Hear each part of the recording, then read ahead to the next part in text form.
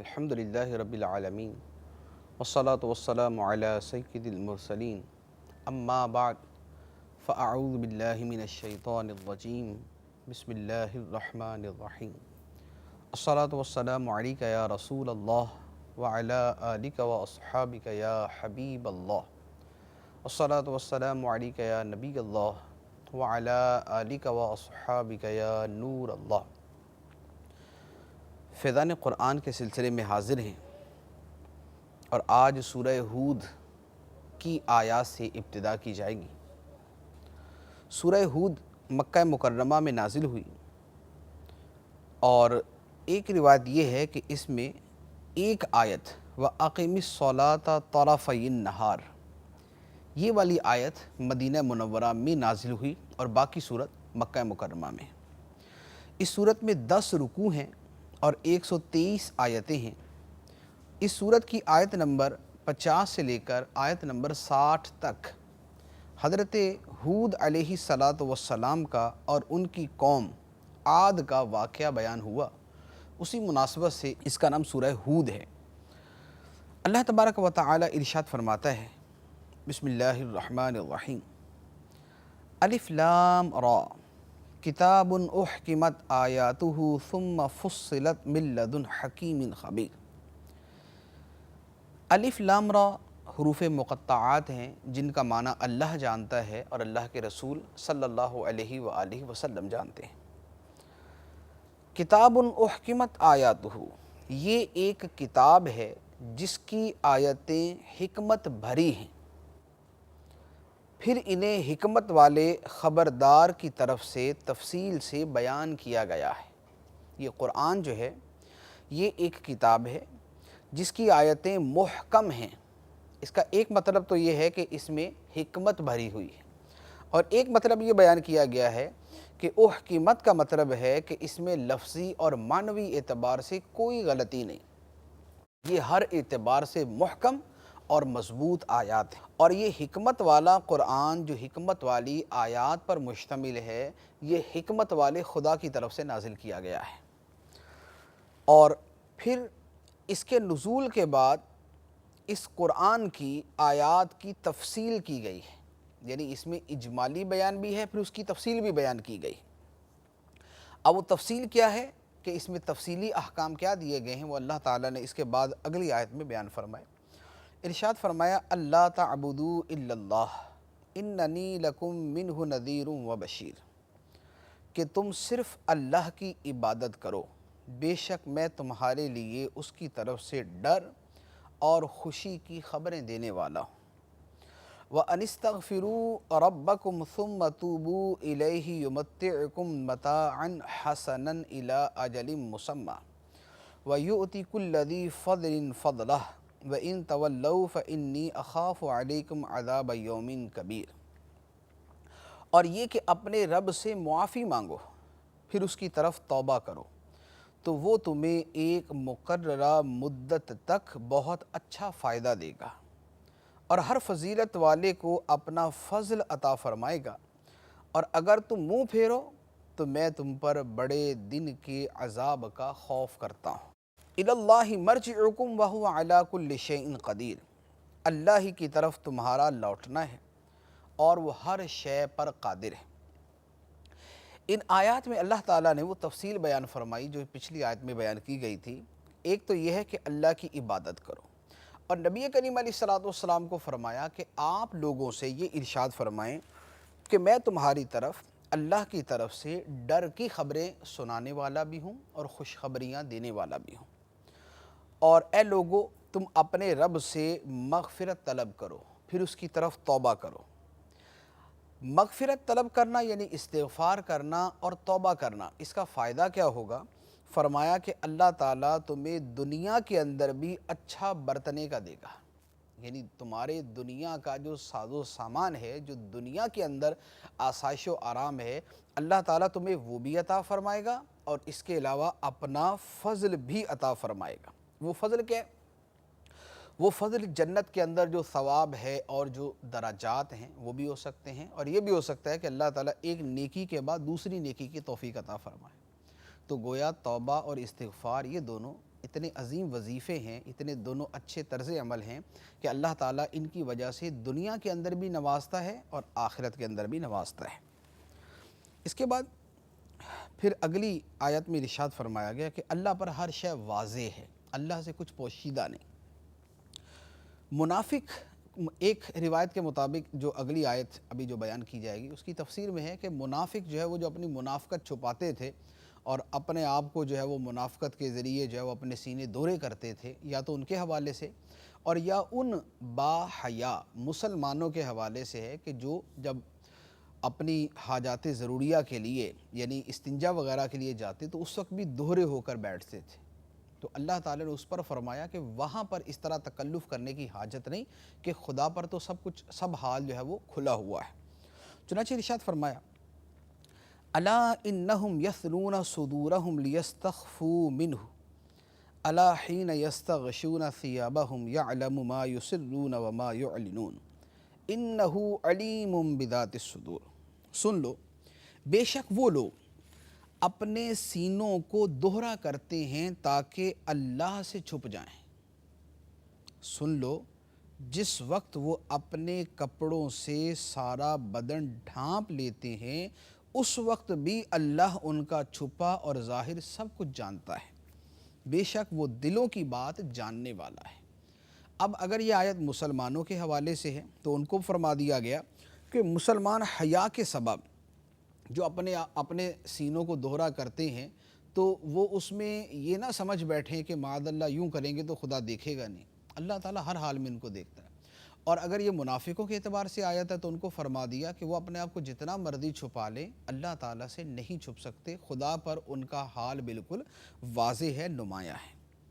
اس کے بعد اللہ تعالیٰ نے اپنا وعدہ رزق بیان فرمایا، ارشاد فرمایا وَمَا مِن دَابَّةٍ فِي الْأَرْضِ إِلَّا عَلَى اللَّهِ رِزْقُهَا وَيَعْلَمُ مُسْتَقَرَّهَا وَمُسْتَوْدَعَهَا كُلٌّ فِي كِتَابٍ مُبِينٍ۔ اور زمین پر چلنے والا کوئی جاندار ایسا نہیں جس کا رزق اللہ کے ذمہ کرم پر نہ ہو، اور وہ ہر ایک کے ٹھکانے اور سپرد کیے جانے کی جگہ کو جانتا ہے۔ سب کچھ ایک صاف بیان کرنے والی کتاب میں موجود ہے۔ ارشاد فرما دیا کہ روئے زمین پر جو بھی جاندار ہے اس کا رزق اللہ کے ذمہ کرم پر ہے۔ جب تک خدا نے اس کی زندگی لکھی ہے تب تک خدا اسے رزق بھی دے گا، اور جب کسی کی موت کا وقت آ گیا اس وقت اس کا رزق بند ہو جاتا ہے۔ یہ خدا کا قانون ہے۔ لہذا جو بھوکا مرتا ہے تو اس پر یہ نہیں کہا جائے گا کہ خدا کے ذمے تو اس کا رزق تھا تو بھوکا کیسے مر گیا۔ بات یہ ہے کہ اس کی چونکہ موت کے وقت تک کا رزق لکھا ہوا تھا اور اب اس کے بعد اس کو موت آنی تھی تو اس کی زندگی ختم ہوئی، اور جو اس کی زندگی کا رزق تھا وہ ختم ہوا۔ جب تک اس کی زندگی چلتی رہی اللہ تعالیٰ نے اس کو جو ہے وہ رزق بھی اسے فراہم کرتا رہا۔ اس کے بعد فرما دیا کہ ہر ایک کا ٹھکانہ اور سپرد کیے جانے کی جگہ، ٹھکانے سے مراد زندگی جہاں گزارتا ہے، اور سپرد کیے جانے کی جگہ سے مراد ہے قبر، جہاں اسے خدا کے سپرد کر کے ڈال دیا جاتا ہے۔ خدا جانتا ہے کہ کون کہاں رہتا ہے، رہے گا، اور کون کہاں پر دفن کیا جائے گا۔ اور یہ فرما دیا کہ یہ سب ایک صاف بیان کرنے والی کتاب میں موجود ہے، یعنی یہ جو ساری چیزیں ہیں، آدمی کا ٹھکانہ، اس کی قبر، یہ ایک کتاب کے اندر بھی لکھا ہوا ہے۔ وہ کتاب کون سی ہے؟ وہ لوح محفوظ ہے۔ تو اس سے پتہ چلا کہ لوح محفوظ کے اندر بھی یہ ساری چیزیں لکھی ہوئی موجود ہیں۔ تو اب وہ اولیاء جن کی نظر لوح محفوظ پہ ہیں، اسی طرح وہ فرشتے جو لوح محفوظ کی تحریریں پڑھتے ہیں تو وہ بھی جانتے ہیں کہ کسی کا ٹھکانہ کہاں پر ہوگا اور کسی کی قبر کہاں پر ہوگی۔ اس کے بعد آسمان و زمین کی تخلیق اور اس کا مقصد بیان فرمایا۔ ارشاد فرمایا وَهُوَ الَّذِي خَلَقَ السَّمَاوَاتِ وَالْأَرْضَ فِي سِتَّةِ أَيَّامٍ وَكَانَ عَرْشُهُ عَلَى الْمَاءِ لِيَبْلُوَكُمْ أَيُّكُمْ أَحْسَنُ عَمَلًا وَلَئِن قُلْتَ إِنَّكُمْ مَبْعُوثُونَ مِنْ بَعْدِ الْمَوْتِ لَيَقُولَنَّ الَّذِينَ كَفَرُوا إِنْ هَذَا إِلَّا سِحْرٌ مُبِينٌ۔ اور وہی ہے جس نے آسمانوں اور زمین کو 6 دن میں بنایا اور اس کا عرش پانی پر تھا، تمہیں پیدا کیا تاکہ تمہیں آزمائے کہ تم میں کون اچھے عمل کرتا ہے۔ اور اگر تم کہو اے لوگو تمہیں مرنے کے بعد اٹھایا جائے گا تو کافر ضرور کہتے ہیں کہ یہ تو کھلا جادو ہے۔ یہاں پر چند چیزیں بیان فرمائیں۔ ایک تو یہ فرمایا کہ اللہ تعالیٰ نے آسمان و زمین 6 دنوں میں بنائے۔ وہ دن کون سے تھے؟ وہ دن جو ہے وہ اللہ تعالیٰ جانتا ہے کہ وہ دن ان دنوں کی مقدار کیا تھی۔ تو اللہ تعالیٰ نے یوں جو ہے وہ 6 دنوں کے اندر زمین و آسمان کو پیدا کیا، اور فرمایا کہ خدا کا عرش پانی پر تھا، یعنی اس وقت مخلوق کیا تھی؟ پانی تھا، اور پانی کے اوپر دوسری مخلوق خدا کا عرش تھا۔ پھر فرمایا کہ یہ جو اللہ تعالیٰ نے سارا نظام بنایا پیدا کیا، جو تمہیں بنایا پیدا کیا ہے، اس کا مقصد کیا ہے؟ لِيَبْلُوَكُمْ أَيُّكُمْ أَحْسَنُ عَمَلًا، تاکہ اللہ تعالیٰ تمہیں آزمائے کہ تمہیں کون اچھے عمل کرتا ہے۔ تو گویا ہمیں پیدا کرنے کا مقصد ہماری یہ جانچ اور آزمائش ہے کہ ہمارے عمل کیا ہوتے ہیں، اچھے عمل ہیں، برے عمل، خدا کی فرمانبرداری ہے یا نافرمانی۔ اب اس کے بعد فرمایا کہ اے نبی، اگر آپ ان سے کہو کہ اے لوگوں تمہیں موت کے بعد اٹھایا جائے گا، تو کافر کہیں گے یہ تو کھلا جادو ہے۔ یعنی یا تو وہ قرآن کو کہتے ہیں کہ قرآن کھلا جادو، جادو سے مراد ان کی ہوتا تھا جھوٹ، ایک باطل بات۔ تو یا تو کہیں گے کہ یہ جھوٹ اور باطل بات، اور یا یہ کہیں گے کہ یہ مرنے کے بعد اٹھنے کا جو عقیدہ بیان کیا جا رہا ہے یہ باطل ہے، جھوٹ ہے، اس کی کوئی حقیقت نہیں۔ اس کے بعد اللہ تبارک و تعالی نے کافروں کا جو عذاب کا مذاق اڑانا تھا اسے بیان کیا، اور جو اس کا انجام ہوگا اسے بیان فرمایا۔ ارشاد فرمایا وَلَئِنْ أَخَّرْنَا عَنْهُمُ الْعَذَابَ إِلَىٰ أُمَّةٍ مَّعْدُودَةٍ لَيَقُولُنَّ مَا يَحْبِسُهُ أَلَا يَوْمَ يَأْتِيهِمْ لَيْسَ مَصْرُوفًا عَنْهُمْ وَحَاقَ بِهِمْ مَا كَانُوا بِهِ يَسْتَهْزِئُونَ، اور اگر ہم ان سے کچھ گنتی کی مدت کے لیے عذاب میں دیر کر دیں تو ضرور کہیں گے کس چیز نے روکا ہوا ہے۔ خبردار، جس دن وہ عذاب ان پر آئے گا تو ان سے پھیرا نہیں جائے گا، اور جس عذاب کا وہ مذاق اڑاتے تھے وہی ان کو گھیرے ہوئے ہوگا۔ مراد یہ کہ اب ہم ایک مخصوص مدت کے لیے ان سے عذاب مؤخر کرتے ہیں تو وہ یہ کہتے ہیں کہ کس نے عذاب روکا ہوا، آ جائے جو آنا ہے، ہمیں تو عذاب کی کوئی پرواہ نہیں۔ تو ارشاد فرمایا کہ جس دن وہ آئے گا تو پھر پھیرا نہیں جائے گا، اور جس عذاب کا یہ مذاق اڑاتے تھے وہی عذاب ان کو گھیرے ہوئے ہوگا۔ اس کے بعد اللہ تعالیٰ نے لوگوں کی ناشکری کا انداز بیان فرمایا کہ انسان کی ناشکری کا انداز کیا ہوتا ہے۔ ارشاد فرمایا وَلَئِنْ أَذَقْنَا الْإِنسَانَ مِنَّا رَحْمَةً ثُمَّ نَزَعْنَاهَا مِنْهُ إِنَّهُ لَيَئُوسٌ كَفُورٌ وَلَئِنْ أَذَقْنَاهُ نَعْمَاءَ بَعْدَ ضَرَّاءَ مَسَّتْهُ لَيَقُولَنَّ ذَهَبَ السَّيِّئَاتُ عَنِّي إِنَّهُ لَفَرِحٌ فَخُورٌ، اور اگر ہم انسان کو اپنی کسی رحمت کا مزہ دیں پھر وہ رحمت اس سے چھین لیں تو بے شک وہ بڑا مایوس اور ناشکرا ہو جاتا ہے، اور اگر ہم مصیبت کے بعد جو اسے پہنچی ہو اسے نعمت کا مزہ دیں تو ضرور کہے گا کہ برائیاں مجھ سے دور ہو گئیں، بے شک وہ اس وقت بہت خوش ہونے والا، فخر و تکبر کرنے والا ہو جاتا ہے۔ انسان کی جو عمومی حالت اور کیفیت ہے وہ یہی ہے کہ جب اسے کوئی رحمت ملتی ہے اور رحمت ملنے کے بعد اسے واپس لے لی جاتی ہے تو بڑا مایوس اور بڑا ناشکرا ہو جاتا ہے، اور جب اسے مصیبت کے بعد راحت مل جاتی ہے اور کوئی نعمت مل جاتی ہے تو پھر وہ کہتا ہے کہ میری ساری پریشانیاں دور ہو گئیں، اور اب اس کے بعد بجائے اس کے کہ وہ اللہ کا شکر ادا کرے وہ فخر و غرور کے اندر مبتلا ہو جاتا ہے۔ یعنی نہ تو مصیبت آنے پر خدا کی طرف رجوع کرتا ہے کہ صبر کرے، اور نہ نعمت ملنے پر خدا کی طرف رجوع کرتا ہے کہ شکر ادا کرے۔ تو فرمایا کہ عمومی طور پر لوگوں کی حالت و کیفیت یہ ہے، بطور خاص تو یہ کافروں کے حوالے سے ہے، لیکن عام طور پہ لوگوں کا رویہ تقریباً اسی طرح کا ہوتا ہے۔ لیکن بہرحال وہ لوگ کہ جن کا خدا کی بارگاہ میں مقام ہے، جو خدا کے احکام کو جانتے ہیں، جو خدا کی معرفت رکھتے ہیں، ان کا طرز عمل جدا ہوتا ہے۔ ان کا اللہ تعالیٰ نے ارشاد فرمایا إِلَّا الَّذِينَ صَبَرُوا وَعَمِلُوا الصَّالِحَاتِ أُولَٰئِكَ لَهُم مَّغْفِرَةٌ وَأَجْرٌ كَبِيرٌ، مگر جنہوں نے صبر کیا اور اچھے کام کیے ان کے لیے بخشش اور بڑا ثواب ہے۔ جو صبر کرنے والے ہیں وہ یہ نہیں کرتے کہ پریشانی آ جائے تو مایوس اور ناشکرے بن جائیں، وہ ایسا نہیں کرتے، بلکہ پریشانی آئے تو وہ خدا سے دعا کرتے ہیں اور خدا کی بارگاہ میں ہی اس پریشانی کو دور کرنے کے لیے عرض کرتے ہیں۔ اب اس کے بعد نبی کریم علیہ الصلاۃ والسلام پر کفار اعتراضات کرتے تھے اور آپ کی حوصلہ شکنی کی کوشش کیا کرتے تھے۔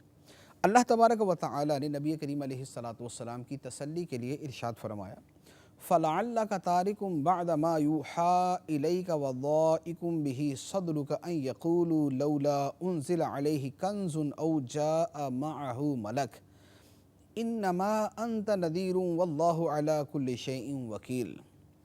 تو کیا تمہاری طرف جو وحی بھیجی جاتی ہے تم اس میں سے کچھ چھوڑ دو گے اور اس بات پر تمہارا دل تنگ ہو جائے گا کہ وہ کہتے ہیں کہ ان کے ساتھ کوئی خزانہ کیوں نہیں اترتا یا ان کے ساتھ کوئی فرشتہ کیوں نہیں آتا؟ تم تو ڈر سنانے والے ہو اور اللہ ہر چیز پر نگہبان ہے۔ نبی کریم صلی اللہ علیہ وآلہ وسلم سے یہ ارشاد فرمایا گیا کہ کفار یہ طعنہ دیتے ہیں کہ اگر یہ نبی ہیں محمد صلی اللہ علیہ وسلم تو ان کے اوپر کوئی خزانہ کیوں نہیں اتر آتا، اور اگر یہ نبی ہیں تو ان کے ساتھ کوئی فرشتہ کیوں نہیں آ جاتا جو فرشتہ اعلان کرتا پھرے کہ یہ اللہ کے نبی ہیں، یہ اللہ کے نبی ہیں۔ تو اب لازمی بات ہے کہ یہ دونوں چیزیں تو واقعی نہیں تھیں، نہ تو کوئی خزانہ اترا ہوا تھا اور نہ کوئی فرشتہ اس طرح ساتھ تھا۔ تو اللہ تبارک و تعالی نے نبی کریم علیہ الصلاۃ والسلام کی تسلی کے لیے ارشاد فرمایا، آپ کو تاکید کے طور پہ ارشاد فرمایا، آپ کی ذمہ داری ان کو اللہ کے عذاب کی خبریں سنا دینا ہے، اللہ کے عذاب سے ڈرانا ہے، آپ کی اتنی ذمہ داری۔ یہ آپ کی ذمہ داری نہیں ہے کہ یہ مان ہی جائیں اور یہ کسی قسم کا کوئی اعتراض نہ کریں، لہٰذا جیسے ان کے اس طرح کے اعتراضات کی وجہ سے آپ نے پہلے کبھی کسی حکم الہی سے روگردانی نہیں کی اور آپ نے کسی وحی کی بات کو ترک نہیں کیا، اسی طرح آپ مسلسل آئندہ کرتے رہیے گا، یعنی آئندہ بھی ایسا ہی ہو کہ نہ تو ان کی باتوں کی وجہ سے وحی کی کوئی بات آپ ترک کریں اور نہ ہی اس طرح کی باتوں کے اوپر آپ تنگ دل ہوں کہ خدا آپ کے ساتھ ہے اور خدا کی تائید آپ کے ساتھ ہے، اور جو آپ کی ذمہ داری ہے وہ ذمہ داری آپ بہرحال پوری فرما رہے ہیں۔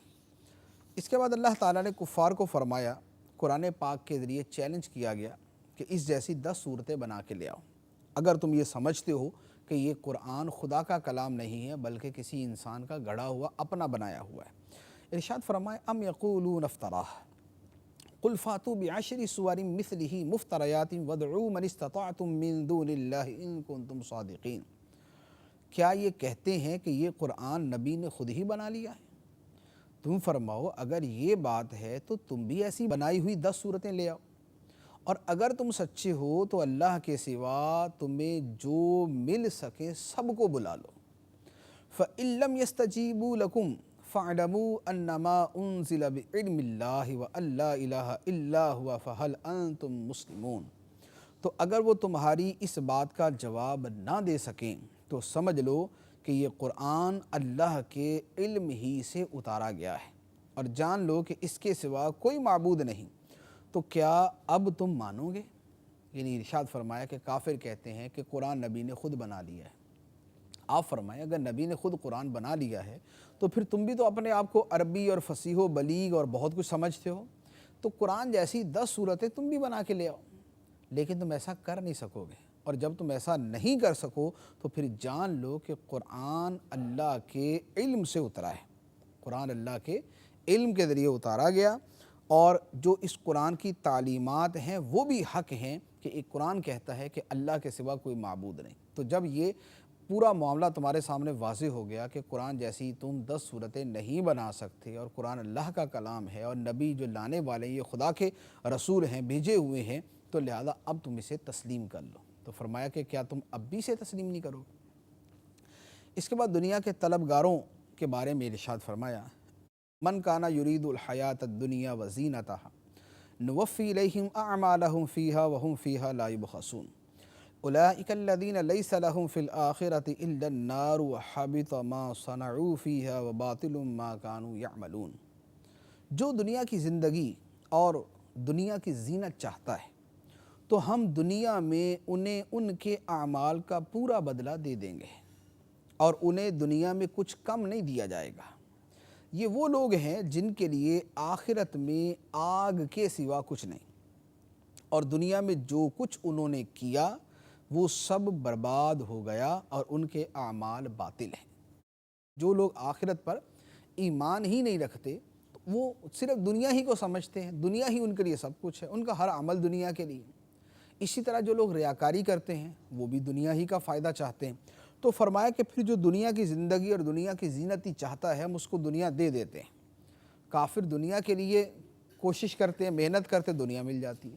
ریاکار بھی اچھا کہلانے کے لیے اور جو ہے وہ اپنے آپ کو متقی پارسا کہلانے کے لیے اب عبادت کرتا ہے تو اسے پھر دنیا میں یہ نام، شہرت، عزت یہ مل جاتی ہے، لیکن آخرت کے اندر پھر اس کو کچھ بھی حصہ نہیں ملتا۔ اب اللہ تعالیٰ نے طالبین دنیا اور طالبین آخرت دونوں کا تقابل فرمایا۔ ارشاد فرمایا افمن کان علی بینۃ من ربہ ویتلوہ شاہد منہ ومن قبلہ کتاب موسیٰ اماما ورحمہ اولئک یؤمنون بہ ومن یکفر بہ من الاحزاب فالنار موعدہ فلا تک فی مریۃ منہ انہ الحق من ربک ولکن اکثر الناس لا یؤمنون۔ تو کیا وہ جو اپنے رب کی طرف سے روشن دلیل پر ہو اور اللہ کی طرف سے اس پر ایک گواہ آئے اور اس سے پہلے موسیٰ کی کتاب ہو جو پیشوا اور رحمت ہے، وہ لوگ اس پر ایمان لاتے ہیں، اور تمام گروہوں میں سے جو اس کا انکار کرے تو آگ اس کا وعدہ ہے۔ تو اے سننے والے، تجھے اس کے بارے میں کوئی شک نہ ہو، بے شک یہ تیرے رب کی طرف سے حق ہے، لیکن اکثر لوگ ایمان نہیں لاتے۔ اس آیت کے اندر فرمایا گیا کہ دنیا کے طلبگار اور جو ایمان والے ہیں یہ دونوں برابر نہیں۔ ایمان والے کون ہیں، یا یہاں پر جس کی بات ہے اس سے مراد نبی کریم صلی اللہ علیہ وسلم ہے، اس سے کون مراد ہے؟ فرمایا کہ جو اپنے رب کی طرف سے روشن دلیل پر ہو، یعنی قرآن پر، جو قرآن کے راستے پر ہے، اور اللہ کی طرف سے اس پر ایک گواہ بھی آئے، یعنی جبرائیل امین علیہ السلام، اور اس سے پہلے موسیٰ کی کتاب ہو جو پیشوا اور رحمت ہے۔ گویا تین باتیں ہو گئی، وہ روشن دلیل پر ہے، خدا کی طرف سے گواہ بھی موجود ہے، اور موسیٰ علیہ السلام کی جو اس سے پہلے کتاب موجود ہے پیشوا اور رحمت کے طور پہ وہ بھی موجود۔ ایک طرف تو یہ لوگ ہیں، اور دوسری طرف ان کے مقابلے میں وہ ہیں کہ جو اس کا انکار کرتے ہیں۔ فرمایا کہ یہ مومنین اور منکرین دونوں آپس کے اندر برابر نہیں ہیں۔ اب اس کے بعد فرمایا کہ اے سننے والے، تجھے اس کے بارے میں شک نہ ہو، بے شک یہ تیرے رب کی طرف سے حق ہے، لیکن اکثر لوگ ایمان نہیں لاتے۔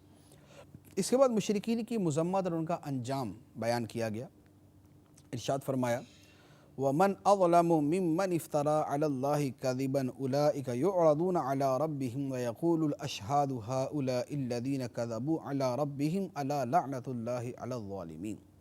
اور اس سے بڑھ کر ظالم کون جو اللہ پر جھوٹ باندھے، یہ لوگ اپنے رب کے حضور پیش کیے جائیں گے اور گواہی دینے والے کہیں گے یہی وہ لوگ ہیں جنہوں نے اپنے رب پر جھوٹ بولا تھا، خبردار ظالموں پر اللہ کی لعنت ہے۔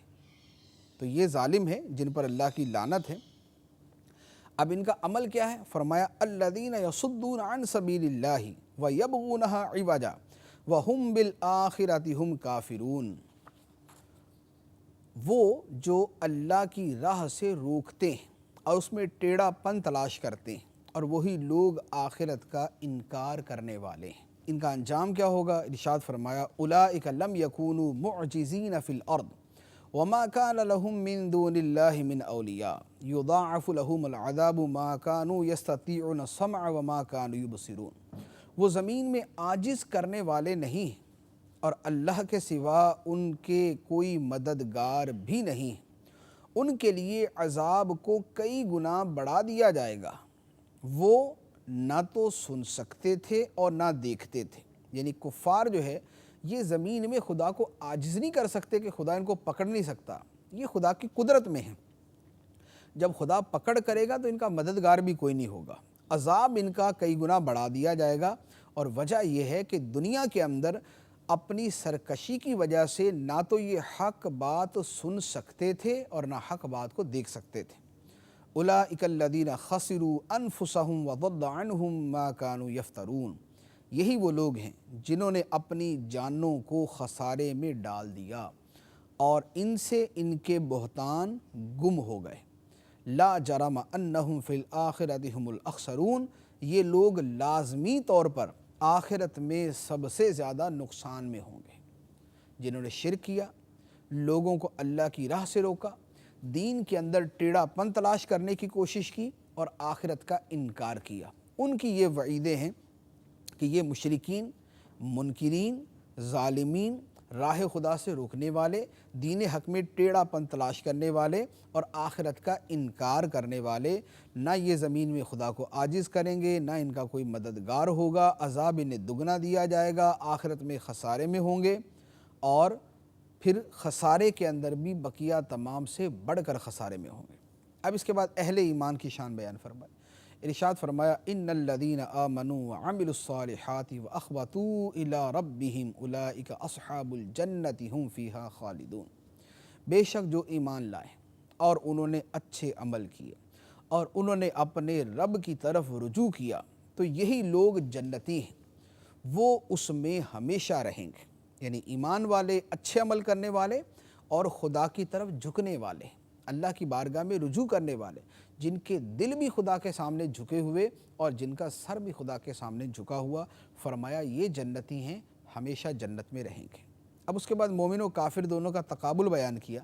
ارشاد فرمایا مثل الفریقین کالاعمی والاصم والبصیر والسمیع هل یستویان مثلا افلا تذکرون، دونوں فریقوں کا حال ایسا ہے جیسے ایک اندھا اور بہرا ہو اور دوسرا دیکھنے والا اور سننے والا، کیا ان دونوں کی حالت برابر ہے؟ تو کیا تم نصیحت نہیں مانتے؟ یعنی کافر اور مسلم۔ فرمایا جو کافر ہے وہ اندھا اور بہرے کی طرح ہے، اور مسلمان جو ہے وہ دیکھنے والے اور سننے والے کی طرح، کیونکہ وہ حق کو دیکھ رہا ہے، وہ قرآن کو دیکھ رہا ہے، وہ حقانیت کو دیکھ رہا ہے۔ تو فرمایا کہ کیا ان دونوں کی حالت برابر ہے؟ ہرگز ایسا نہیں۔ اللہ تبارک و تعالی ہمیں قرآن کا فہم عطا فرمائے، قرآن پاک کے احکام پر عمل کی توفیق عطا فرمائے، آمین بجاہ النبی الامین صلی اللہ علیہ وسلم۔